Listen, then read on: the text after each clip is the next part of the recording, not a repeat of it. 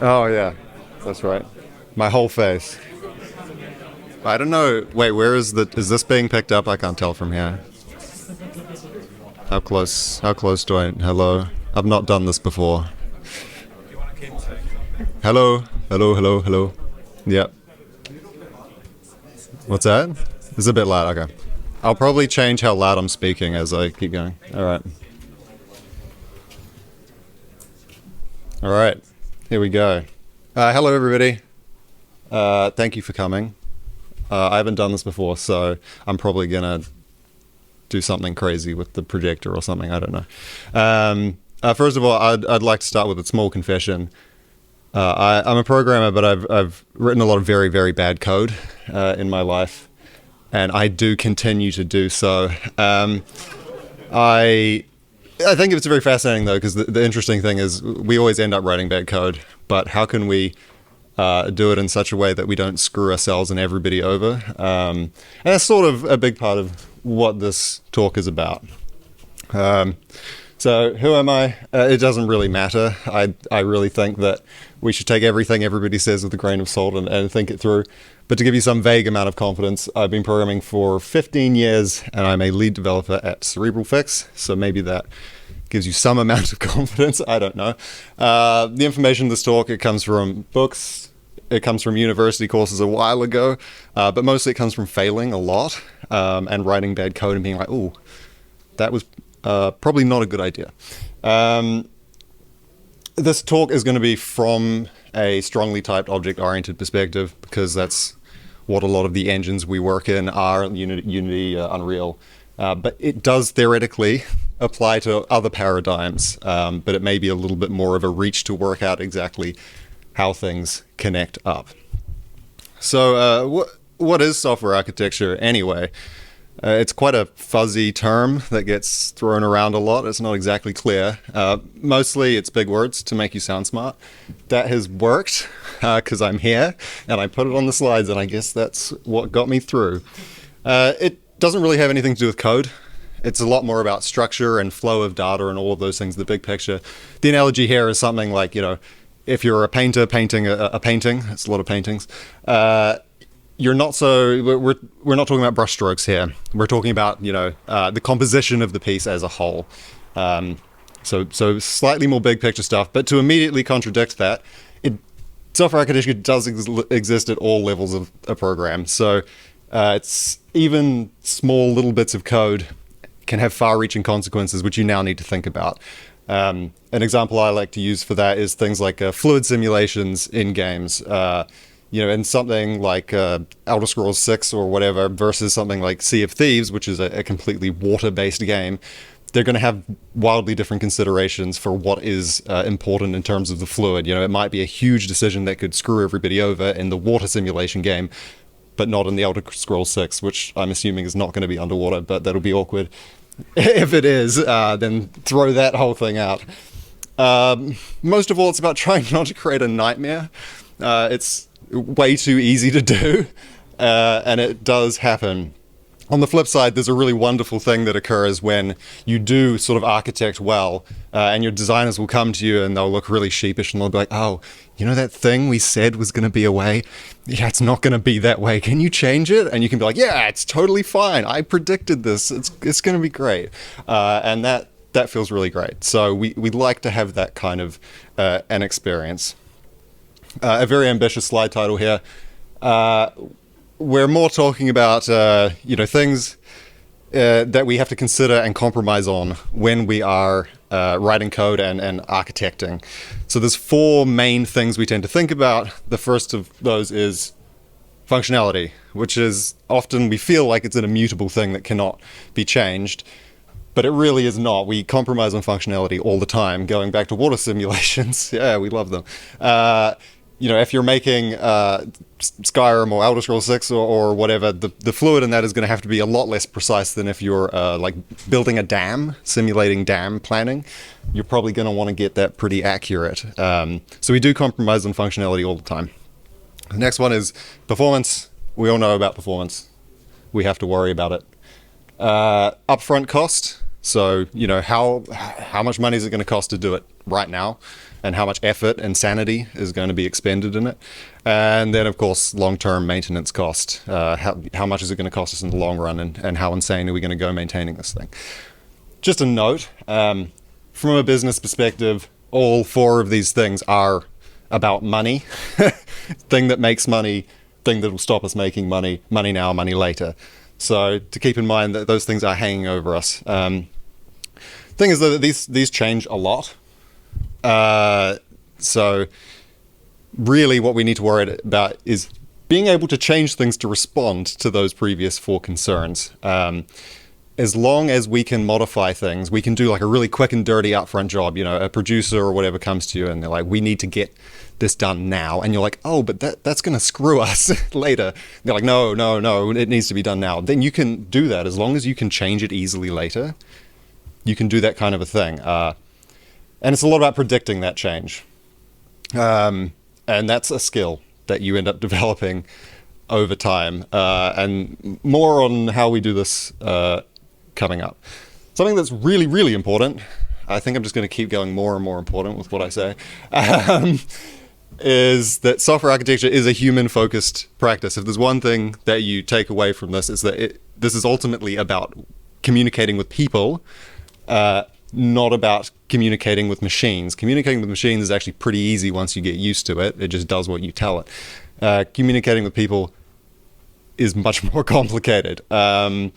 And what works for one person or one group is not necessarily going to work for another. So again, everything I say, have a think, and maybe don't do what I say. Yeah. And another thing, and this is from Kier, who's in the audience. It's really important to think about not only about the experience of our players, but to think about the experience that we want to have when we work on a project. That's, if not, equally, if not more important for us as developers, because we're the ones who do all the work. Well, and artists, but I mean, you know what I mean. I put my foot in it for any artists in here. Sorry, Dora. There's sort of a hypothetical thought experiment I like to think about in terms of this, where if we had a super intelligent AI that would just write programs for us, we wouldn't care about the architecture. If we needed to make a change, we would just say, just rewrite the whole thing, and that would be that. It's the human bit that makes it kind of hard to work with. Right. So on to something more specific and vaguely actionable. Contracts. So these are sort of encompass the implicit and explicit rules that govern the way that 2 structures communicate. And two key things in that. By structure, it means like maybe it could be classes, maybe it could be functions, maybe it could be entire game modules. It exists at all scales, that communication that occurs. And the other important keyword in that is 2. It's a one-to-one relationship. And that, again, will come up later. Having those contracts not being explicit and not thought about is what often causes issues. Even if you don't think about them, they're still there. And they will get built up over time as people work with your code base and the expectations that they build about the code. So, for an example, if we have a field like player data.coins, there's often a thing like this somewhere in a code base. Very simple field. And it's interacting with, say, a store. We can screw ourselves over even with something as simple as this. And here's just some examples for questions we might ask. Like, is playerdata.coins always up to date? Because I'm sure all of us have experienced accessing a field being like, oh, yeah, that'll give me the right number. And it doesn't. And you're like, wait, hang on, wait a minute. This isn't what we agreed on. Can we set the value? This one is much easier to deal with because we have language features that let us be very specific about it. And is it like persisted to the save state immediately, or am I going to have to do some sort of arcane wizardry to actually get that to be saved? These are all things that if you didn't define them, someone will make assumptions about them. Someone will be like, oh yeah, it's right. And then they'll build code around that. And now you'll be like, I don't know where we are. Things can go wrong. We end up with spaghetti. Right. So from this, we sort of know that one structure can have multiple contracts. Our player data structure in that previous example is going to have all sorts of fields, and those are probably going to be accessed by all sorts of different things. And each of those have a contract for each of those communications. And those are all things that we need to think about. Another sort of an aside is that anything that we expose in our contract is going to end up being depended on, right? If you have a 1 frame delay in something, it's going to end up being dependent on. You won't be able to remove that 1 frame delay later because everything will expect it to be there. And perhaps you could do things to mitigate that by making it really explicit that, don't depend on the 1 frame. We're going to rip it out. It can be pretty hard. So the best way that we can prevent a lot of these issues, best we can, is to really think a lot about what those contracts are and try to make them hard to break and really obvious to anyone reading them. And these are what all those language features are for, right? These are not really for communicating with the computer. This all gets compiled down to, some sort of machine readable code that doesn't have a concept of any of these things. It's just pushing numbers around. These are for us, all of these things. So use them to make it hard to break stuff. Another just little example here. Let's say you're going to a conference and you've brought your phone and you've got an iPad and you're like, I'll just bring, one charger. You search around in your bucket of chargers and you pull one out and it's the one for your phone. We kind of assume some things, like it's got a USB-C cable and this one's got a USB-C port. Surely it's not going to explode my phone. You'd hope. This one's pretty explicit because they'd be slapped with a class action lawsuit if they were exploding everybody's phones. Similarly, it's not going to explode the charger, probably. It's going to charge your phone? You think so, and you think it's probably going to charge your iPad as well. Well, it turns out that iPads will refuse to be charged by Android chargers, or at least mine is. And this is a sort of a bug that you get, where you expect a thing to work in a way, and it just doesn't. And you've made all of these assumptions and you've prepared everything based around these assumptions, and not until you dig into the code and you find the thing, you're like, oh no, it doesn't work that way. I really wish that had been, written in a comment at the top or been made, enforced by the language structures that are available. All right, we're going to go through a little example. We're going to make a nice mobile game store, which I regretfully have too much experience with doing. So we've got, I can use the laser. We've got some tabs up here for like weapons, some armor, and some potions. We've got like special seasonal event tabs. Ooh, we've got like Christmas and Day of the Dead. And we can spend money, because that's what's important here. And we can spend coins. What about our contracts? We might think about some things, like how do we display stuff? How do we need to animate things? Do we need another type of currency? There's a lot. There's a real lot of things going on here, and it's very hard to think about them all at the same time. So we don't. We try and delay the decisions. We try to put off as much as we can, because anything we do, even if we built the perfect system right now, it's going to change. It's never going to stay the same, and it will end up being a mess later. So all of this stuff is software architecture. It's a lot about trying not to shoot yourself in the foot, as we've been sort of talking about already. I really prefer, sometimes this is framed as abstracting or flexibility. I personally find these to be quite dangerous framings of the problem, because they encourage you to over-engineer and think about a bunch of stuff that you don't necessarily need to. If you think more about leaving room for change and not shooting yourself in the foot, you tend to get something that is simpler and also leaves more room for doing things. And here's some examples of places where we readily just leave room. We just say, we're not going to worry about this decision now. We'll just try and put it off. Receiving input into the game, we don't try and worry about what the controller is going to be. We just say, we need to get input that looks like this, jump, move, spend money, whatever, and worry about where it's coming from later. Receiving tuning for a game. So you've got like, oh, how much damage does a sword do? Often that starts off being in the code or in the game somewhere, like bundled with the executable, and later you find out that you need to download it from somewhere because we're doing live tuning or whatever. We don't want to worry about where that's coming from. We want to delay that decision. We want to leave room to replace it with another thing. And finally, one of my favorites is seasonal event systems like the Christmas system or whatever. These are just running code on a calendar. It's very easy to try and write a system that handles all sorts of crazy, helpful things. But at the end of the day, you're just running code on a schedule. And if you leave it that way, you end up being able to do a lot more because instead of having a scenario like, oh, we have all of these great tools that you implement for easily running big seasonal events, and someone's like, oh, we just need to like show a pop-up on Wednesday the 25th of March.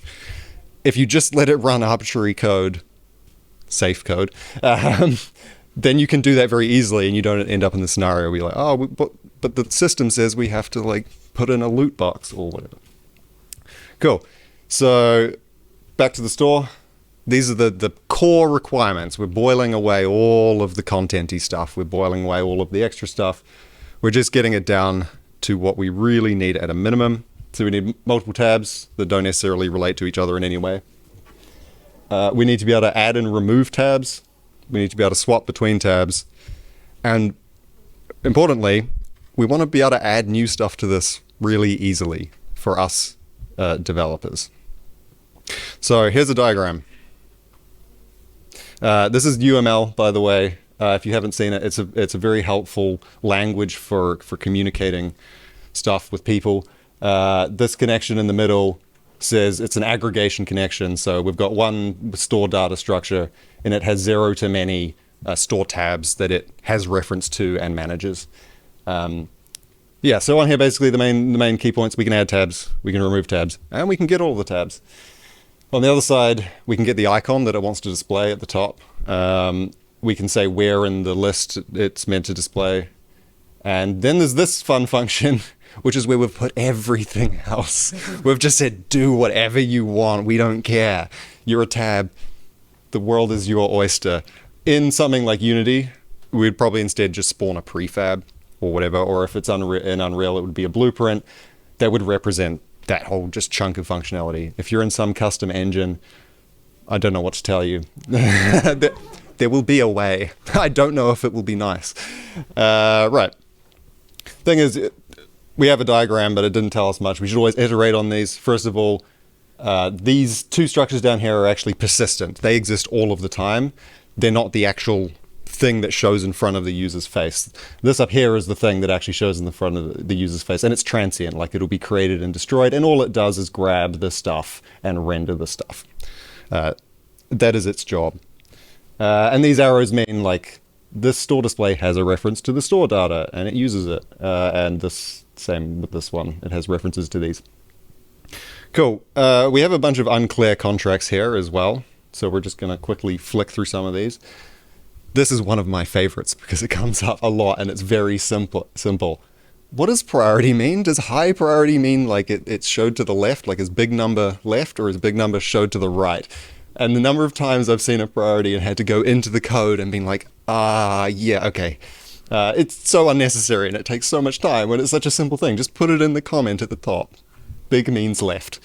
Another one, what happens if we add or remove a tab while the user is on that tab? Or sorry, if you remove a tab while you're on the tab. What happens? We've just said it immediately like kicks you off that tab to the next highest priority. Whatever. We're not doing transitions. We're just saying, like, if design comes to us and they're like, we have to do transitions, you just throw all of this in the bin and you cry and you say, well, we got to do a bunch of work now. It's still important to note that.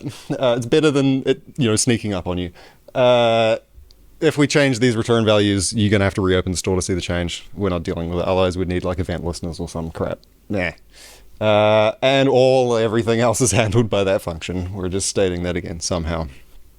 Cool, so this looks a little more robust. There will be a trillion things that I missed from these contracts that would end up screwing us, but we'd be here for multiple hours otherwise, so I thought I'd continue. All right, this is a very small part of the system. This doesn't actually cover like where do the content tabs, all that sort of stuff. Where does that come from? So I've hidden the display bit of it because it's just kind of off to the side. It pops up, and we've already covered that. So up here, we've got our normal tabs, which are there all the time. They get created somehow. We're not going to talk about where things are created because that's enough for an entire another talk, whether you should do like dependency injection or you know, whatever. There's all sorts of crazy things. But just these get created somewhere.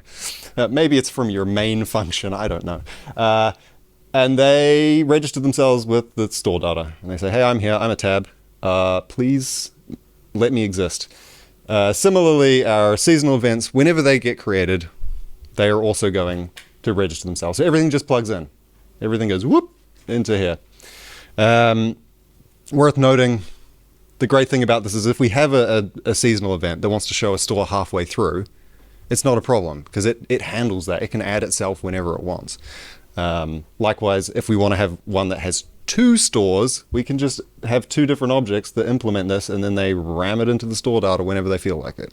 We don't have any issues with that kind of flexibility. What else is on here? Yeah, we didn't talk about the actual purchasing. So I've separated these out so they just float away in the distance, and you know, whatever these tabs want to have purchasable, they just deal with it. We don't care. We're not worrying that deep about this. If we're confident that we can do whatever we need to do, we don't need to keep going down. That would be just too inefficient. All right, so some things to note.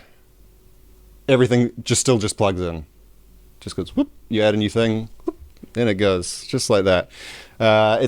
Should be quite easy to find your way around this system. If you search for store, you're going to see this, and then you're going to see a bunch of references to this that plug themselves in. If you're working in the seasonal events and you're like, oh, how is it creating the store? You open the event and you see, oh, it adds itself to the store. In theory, again, this is all kind of subjective. If you don't navigate the code like that and your team doesn't, then it might not be such a great idea, but it's worked for me. Note that there's no cycles. Like, everything comes to an end. You're not going around and around anywhere, and we'll talk more about that sort of stuff later on. Cool. That's roughly the design, and I've used roughly this design before, and it's been kind of nice until you forgot about some requirements. And yeah. Anyway, you can only do so much. We're going to think about maintainability. It comes up a lot. It's often the thing that hurts the most. So adding code is really easy, you know, in the grand scheme of things, compared to the other things that are about to come up on the list. Adding code is really easy. We're quite good at writing code, especially, you know, it's just you in a corner writing some code. Tends to work fairly fine. Reading code is kind of hard. It's quite easy to misinterpret code. And again, it's a human thing where, did we communicate well with each other? Maybe not. It's kind of hard to do. And finally, because of number 2, modifying code is really hard. Most issues come up when you try to modify something and you didn't read it right, and it goes very badly wrong. So ideally, we really want to be building things in such a way that you're always adding code, because it's the easiest for us to do. So a really good litmus test is, yeah, like I need to add a new, say, seasonal event. Can I just do that by just adding code? Is that a thing I can do? I can just add a file or a folder of files, and that all just plugs in and away we go. That is the ideal. So going back to this, we've sort of talked about it. We should just be able to add a thing and it plugs in. Same for this and same for that, and same for all of this lovely stuff. We've moved all of that sort of messy stuff away from the central store code. Basically, you can now ignore it. You know the contract. You can add and remove things from it, and it will do what you want it to do. We no longer have to think about that in our minds. We can just focus on implementing the content. Here's a fun question. Couldn't this look a lot simpler? Doesn't that seem like a lot of thinking? Couldn't we just ram it all in one place? Because that's what I like. Yeah, the answer is no. The thing about programming and doing any sort of functionality is that at the end of the day, there's just 3 steps. Some data comes in, you manipulate that data, and some data goes out. And if you've boiled down what you're trying to do correctly down to something that's fairly simple, everything else is just moving that around. So software architecture is ultimately, you're just pushing bits of functionality around. You're just moving where stuff happens and trying to make it as easy for our feeble human minds to comprehend as possible. So even if we did everything in our, one store file, heaven forbid, we would still have to reach out to other systems to say, like, is the Easter event running? You would still have to do those checks. They're just going to be wild. And it's going to be really easy for you to, step on something else while you do it. Okay, I need to drink some water because I knew I'd get to this point and I would not have drunk any water the whole time. We're about to get more abstract. So if things get slightly harder to follow, don't freak out. Or maybe everything has been way too easy to follow and you might like it. So yeah, some of this might need reading after. I don't know. I don't know you.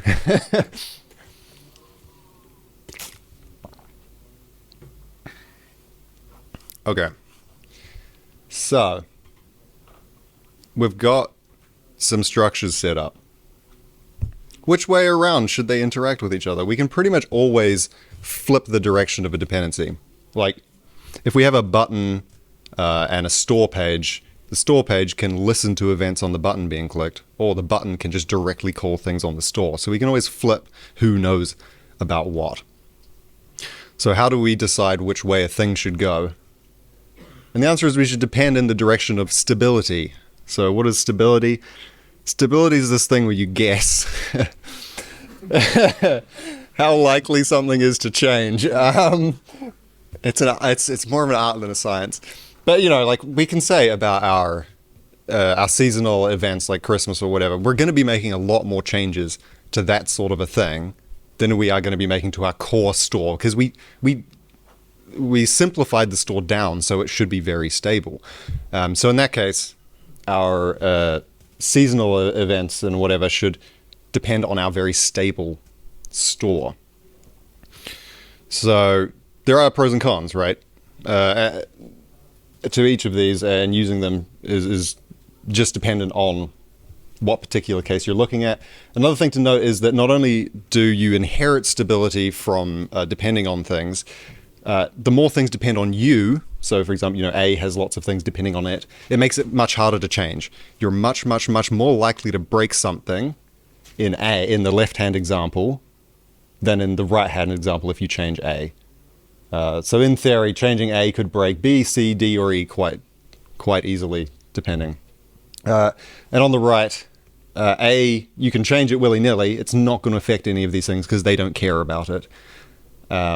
But it does inherit a lot of instability from each of these things. If B is unstable, A will be unstable because of that connection, and so on and so on. Yeah, so that's why our store goes the way it does. That's why the content, that stuff that is unstable, the seasonal events, that's why they depend on the store rather than the other way around. One thing you really don't want to do is this. This has all sorts of stuff going on, and if we follow things like instability through this, we end up in a nightmare. So we have a cycle, which is usually a bad sign. If you see a cycle, it usually means something is not quite right. Because you can change D and then realize you have to change B, and then realize you have to change C, and realize you have to change D again, which is painful. We've got like A is inheriting instability from G and E, but then F and B and blah, blah, blah, all inherit from A, which means the instability is just flowing through this whole graph. So you could change one thing and break everything, basically. My note here just says don't do this. Yeah. Word of caution. This is a very weird one that is quite hard to get across. The official name for this is the dependency inversion principle. You might have heard of it. I think it's part of Solid. The simplest example for this case that comes up a lot is having some sort of display or some sort of functionality depending on data. Because when we think about this, our intuitive notion is the display element, which is trying to display our weapon using weapon data, depends on the data because it uses the data. It seems really simple and straightforward. The question here, though, is because everything's about change. If we were to change the format of our weapon data, say it was in JSON, and now we're pulling it from an SQL database for some reason, should our display element code need to change? Does it really care? Should it care about the format of this? And the answer should be no. No.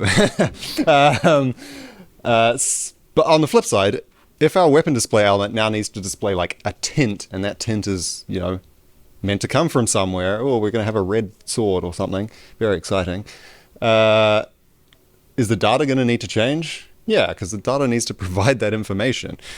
So the change in the system is driven by the requirements in the display. So as such, really, it should look like this. So we've separated out this interface here from our interaction with the data. And what this means is we've now formalized for anyone looking that the driver of any change that happens in the system is coming from this display module. It's coming from the display end, and that the changes to the data should not be propagated. And if we look at the arrows, we can fairly easily see the sort of flow. So if we have change in here, nothing is affected. If we have change in here, both of these things will be affected. And if we have change in here, nothing will be affected because there's nothing depending on it. So we've basically put a barrier in that stops instability from propagating down the chain to things that we don't want it to reach. Something to note is that in all of these things, if we're going back way, way back to our contracts, each relationship has its own contract. And this interface here is actually a representation, a formalization of that contract. We'll often need to think about whether or not each of those contracts does need its own interface, or if we're going overboard. And that sort of brings us to our next point on dry, which is do not repeat yourself. It's really good advice about half of the time. Yeah, it's an interesting one. We are often taught to sort of, rapidly remove duplication when we see it. We're like, oh man, these look awfully similar. I bet I can abstract that. And it sometimes is a good idea. Often it's not. So there's a really simple litmus test for whether or not we should rapidly remove this duplication. And that is, do I think that these two bits of code are always going to need to change together? Like if I make a change to bit A, do I need to make a change to the duplicate all of the time? And if the answer to that is no, then you should probably think about not removing that duplication. And if the answer is some of it, then maybe you should just remove that bit that you always think is going to be the same. And this is the concept of true duplication versus lookalike duplication. True duplication means these things are actually functionally doing the same thing. Like if I change one of them, if I change one of them, I'm going to have to change the other, otherwise the game will explode. And then lookalike is that thing, well, they look the same, but they don't do the same thing. So we're going to go back to our playerData.coins example. Who knew that you could get so much torque value out of one simple field? 3 cases for our coins. We want to change them because we've been they've opened a loot box or killed a thing and they've gotten coins. There's one reason we might want to update it. Debugging. We might need to set coins for the debug tooling. And maybe the server data stored somewhere and that has changed and now we need to update the coins. All right, 3 different use cases. We could do all of these things through just one function, through coins.setData, playerData.setCoins. And we do this all the time. Most functions end up being these multi-purpose functions. It can really cause issues though. Say we get told from our analytics people, we want to log analytics for coins changing. We say, okay, cool. And we go, we may not be the people who wrote this code. We may be seeing this code for the first time, but we've just been, given the task. We get in there and we find a function called setCoins, and we go, that's the place. That's where the coins change. I'll put the analytics log in there, which makes perfect sense. And you're like, oh, I'll do a brief skim of all of the references. Whoops. And there's 75 references to coins, because of course there are. They're used everywhere, and you like skim through them and you're like, yeah, all of these make sense. I'd want to log analytics here. And then, 2 weeks later, you get a message from your analytics people, and they're like, we're getting weird numbers. We're getting like 10,000 coins coming through as a change sometimes, or like duplicates and all this sort of stuff. And you're like, oh, of course. It's because all of those functions run through that one call, all of that functionality. Whereas if we had have just made 3 functions, which all initially look exactly the same, they just make a call that looks identical. You've got 3 duplicated functions. If we had have done that, it would have been way easier, because when you found your set coins, you would see, oh, there's the one call comes from give coins as a reward, one comes from here and one from there. I only want to do it if it's a reward. And that comes up. You may have not even known that these other cases existed if you were not over the whole project. So yeah, doing this minor duplication, it really ends up making things easier to read, and it makes things easier to debug. Generally nicer.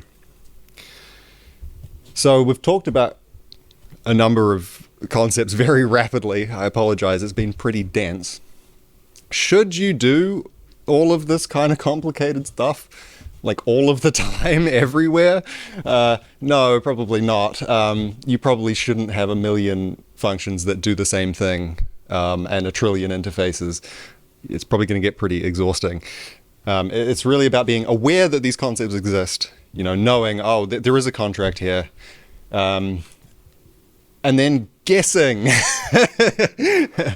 and learning that actually you were wrong, and next time you won't make that same mistake again. Unfortunately, yeah, a lot of this is now experience when to do these things. Okay. I'm going to do the thing where I say all the things I said all over again. It's all about change. We want to think about people because they're important and what we really care about. Think about how everything interacts with everything. Be afraid of duplication, but not too afraid of duplication. You want to make sure we're adding code as much as possible. Finally, learn to diagram. I haven't talked about this very much, but diagramming is so useful. At some point you should no longer be thinking about code, ideally, because code is messy and a very poor form of communication with humans, and a poor way of ultimately thinking, because it's slow. So learning to diagram is something really good that you can do to generally speed up the way you do things and communicate with others. I spend an awful lot of time with other developers just staring at a diagram and like moving a line, and then being like, no, that's a bad idea. And it's very productive. It leads to much more time spent actually working things out rather than bashing your head into code and then being like, oh no, wait, this is all structured wrong. So yeah, do that. UML, it's good stuff. And finally, here's some references. There's only 3 of them. It's a pathetic list, but here we are. Clean Architecture by Robert C. Martin. I will say this is a very good book. This is not a very good man. Personally, I wouldn't go on his Twitter. Do not endorse him. Role Interfaces by Martin Fowler. This is a great concept which basically ties together everything that I have just said into one little package. And when you initially read it, you're like, what the heck is he talking about? I'd actually recommend like Googling role interfaces in general, because this blog post is really dense and really like, it's not games focused at all. So you'll be like, I don't care about a guy and his job. It's not very interesting. And finally, this is not even related to the talk, but everyone should read it. Taxonomy of tech debt by Riot. It just talks about how tech debt goes wrong and how it ruins everything, and how to think about it. That is it. I actually intended to go through this quick enough that I wouldn't have time for questions, but it turns out I do very much have time. Is that okay? Yes. Oh, thanks, Nick. I appreciate it. I apparently do. That's it. It's over, I think.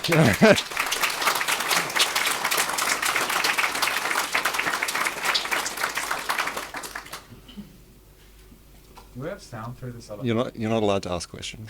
You're banned. Is it all good? Okay. We have one question. Say what you want. I just have a classic question. Does a bullet deal damage or does a health take it? That's a really good question. That's all. That's my answer.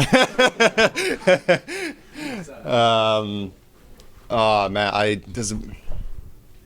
I'm gonna give the horrible example the horrible answer as always, that it does depend. You know, do your analysis of which one of those two things is going to be more unstable in the future, and deal with it that way. I'm sorry, it's such a high, but yeah. You mentioned a cycle is bad, but isn't that how model view controller works? Oh, that's really Barrick is shaking his head. Model view controller. Let me just refresh how this works. Controller is connected to model. Controller is connected to view, and it does the communication between. View is connected to model. There's no cycle. It shouldn't be. Someone's nodding. Is that right? Yeah, so there should not be a cycle. Well, I've always seen it drawn as a cycle, but okay. Well, there we go. That was easy. Anything else? Oh yeah. One of your example slides where you talked about your weapon display. Should I go all the way back? If you can find it quickly. We're going. Nope. Yeah, this the one after that, I think. Yep.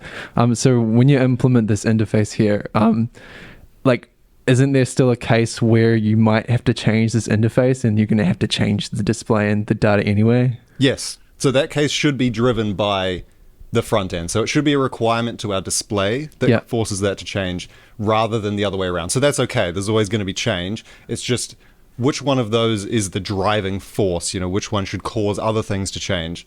So the thing there was that the weapon data, changes to it should not propagate, but changes to the display necessarily should. Yeah. Yeah. That would have to. Okay. Yeah. Thank you. Anybody else? We actually have like 10 minutes. If someone wants to do a 10-minute rant, like. Cool. Hi. I'm interested in knowing more how about your team approaches the architecture. Like, is it owned by one guy, that's his role, that's or a great question. it's owned by everyone? Well, if you come to my next year's next year's talk, I'm genuinely thinking about next year doing that. We've actually been working on this process, interestingly. The way that we have it currently working is that when we have a feature come through that's large enough that we deem that it needs to be whiteboarded, is what we call it.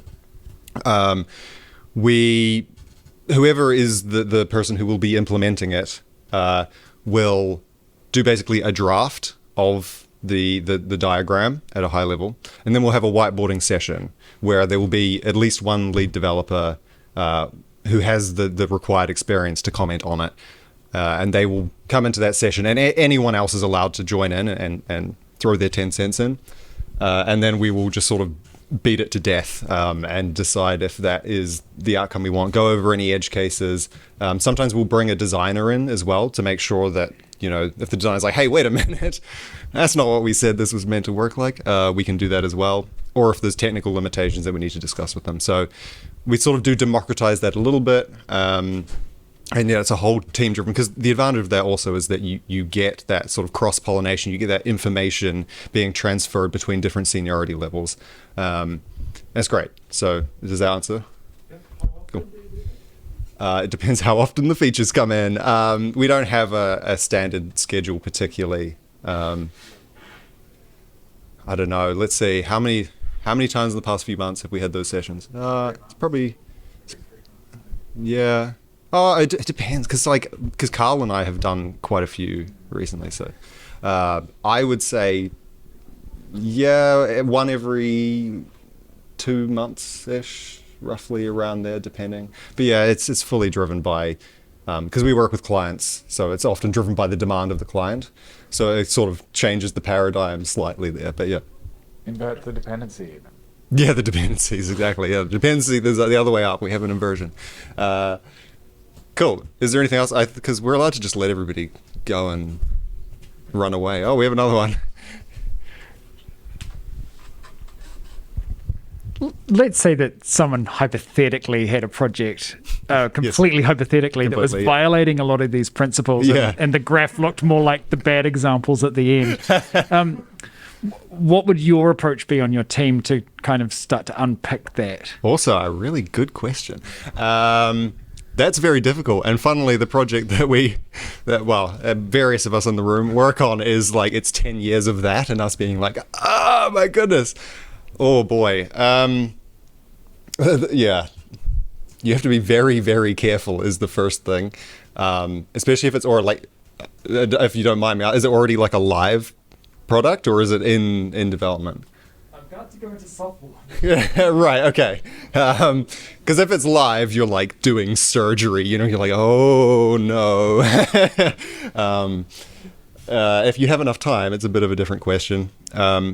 You always the first thing is identifying, right? You need to identify all the pain points, rank them, and then you need to start sort of planning. Where can you draw a barrier? You know, where can you draw a line where you can say, all right, we can slap an intermediary structure in the middle, an adapter, chop off this whole thing, do an amputation, rework that, stick it back, and then slowly work your way across the code base. That's easy. And sometimes it's not and doesn't end up being done in order of importance. It'll end up being done in order of, we can do this, which will make the next one actually possible. So it is very much that thing of just slowly chopping out bits and moving through as much as you can. I mean, there's also completely examples where teams go, this is all, you know, a garbage fire, and they just put it in the bin and they salvage whatever modular chunks they can, and the rest is just, you just redo the whole thing. But I don't do that before your soft launch. But yeah, it's do what you can always, yeah. Any last takers before we finish up? One more. With regards to the, you said that the dependencies and think about things that are going to be stable, right? And just, have things depend on that, right? And you anticipate some things are going to be stable, right? But then you build your dependencies anticipating that those ones are, going to change. And then you need to use one of those dependencies, for something else. It's like, well, we don't have to rewrite this, right? We already have a module for that. And that's how you get that, sort of squiggly, jiggly. So what would you do in that point in time before you start with the mess of dependencies on dependencies on dependencies? Like, what do you do? Do you struct it out? Do you abstract it? Do you bring it to core? What do you do? So you're talking about the case where you have a creeping tech debt, basically, right? Where it starts looking good and suddenly things start getting messy and you start going... Yeah, I give you an example. Like you said the store, right? And the events are separate. You just add new code, right? Yep. But it turns out you're adding new, each event has things that are similar. Right? So if you create a new module for each one of the events, at some point you're like, well, I kind of want to reuse some of the code that I already have. Yep. So what do you do in that stage? Sure. So it's always a case of iteration, and it's always a case of just being constantly aware of that. There's no silver bullet, right? You have to at some point say, this is going to cause a problem, and then you stop, you grab everyone, you go, all right, hold on. We're going to think about this, and we're going to, like in the example of the events, you're starting to get lots of duplication. You then stop, you breathe, and you go, what bits of that duplication can we extract? And we're going to call that a new utility or module or thing that we can now use. So that's one way of doing it. Another thing is if you start to notice that if the central store bit, which we said is super stable, starts to have stuff getting put into it. And this is the job of a software architect, by the way, is largely to be like, oh, wait, yeah, hang on a minute. I know you guys think this is all fine and dandy, but I see where this is going. And you say, okay, no, we're going to stop and we're going to talk about this. We need to either update our diagrams and really think about it, or we need to not be putting that functionality in there and put it somewhere else safe. So yeah, no silver bullet, just constant vigilance. Cool. I think that's everything. Nice. Thank you, everyone. Thank you.